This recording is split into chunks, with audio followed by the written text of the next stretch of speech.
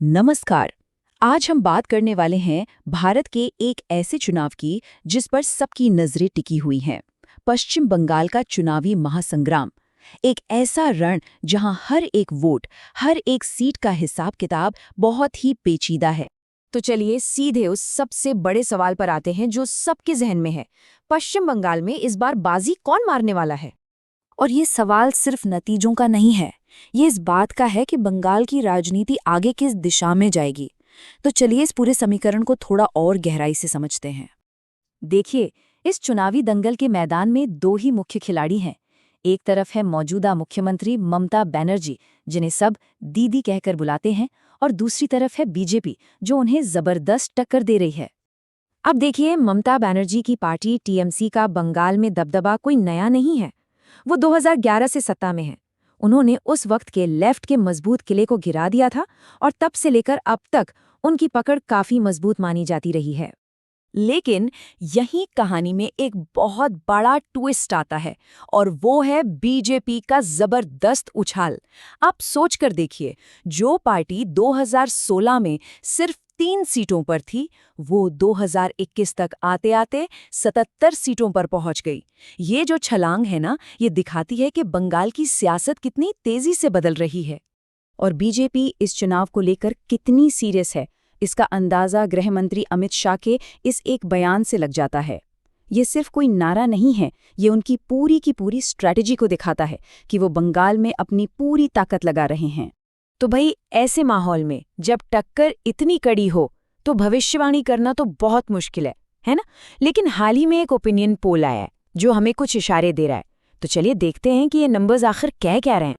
तो ये जो सर्वे है, ये मैट्राइज का ओपिनियन पोल है, और इसे तैयार करने के लिए पश्चिम बंगाल की सभी 294 सीटों पर वोटर्स से बात की गई है।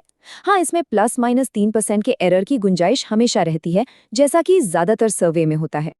तो चलिए सबसे पहले देखते हैं सबसे बड़ा नंबर, वोट शेयर, मतलब कितने % लोग किस पार्टी को वोट देने का मन बना रहे हैं। इससे पता चलता है कि हवा का रुख किस तरफ है। तो ये रहे आंकड़े।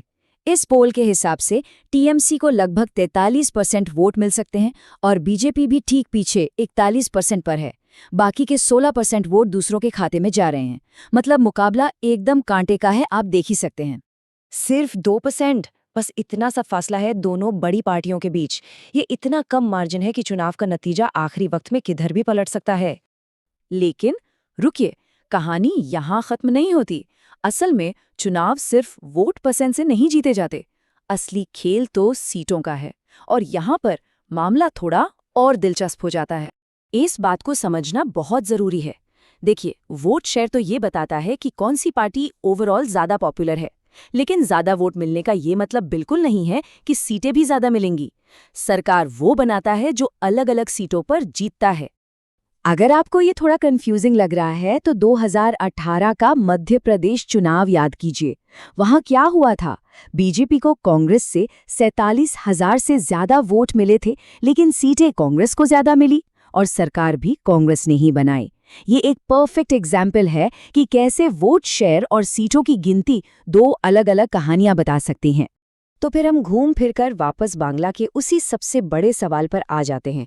क्या ये 2% की मामूली सी बढ़त टीएमसी को सत्ता में बनाए रखने के लिए काफी है, या फिर बीजेपी इस कांटे की टक्कर में सीटों का खेल जीतकर बाजी पलट देगी? इसका जवाब तो अब नतीजों वाले दिन ही मिलेगा।